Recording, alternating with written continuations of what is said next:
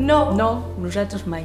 No. Mai. Mai vaig sentir l'obligació, mai em van atxutxar per estudiar òptica. Simplement sí que jo sempre he sigut més de ciències que de lletres, aquí l'opció era més fàcil i bueno, no em desagradava estudiar.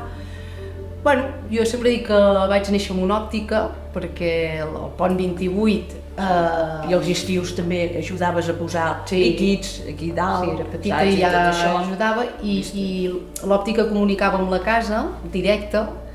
Després jo sempre sentia les converses dels meus pares amb els clients, la tonteria, no? Jo crec que amb 10 anys sabia entregar uns bifocals, no? O en aquell moment bifocal ara seria un progressiu, no? Després, bueno, va haver-hi un moment que, clar, s'havia d'escollir i bueno, vaig pensar, provem-ho, a veure de què va aquesta història. També jo crec que em va passar una mica com el meu pare, no? Que no vaig haver d'anar a Madrid, òptica ja s'estudiava a Terrassa, i també vaig enganxar una promoció fantàstica, m'ho vaig passar molt bé.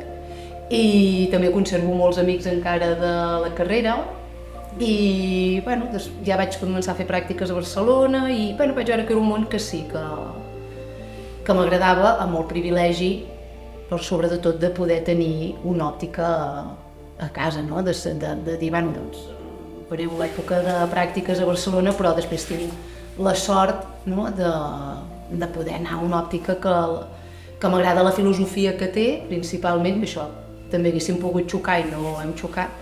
I semi-muntada, no? No, semi no, 100% muntada, que això és un privilegi.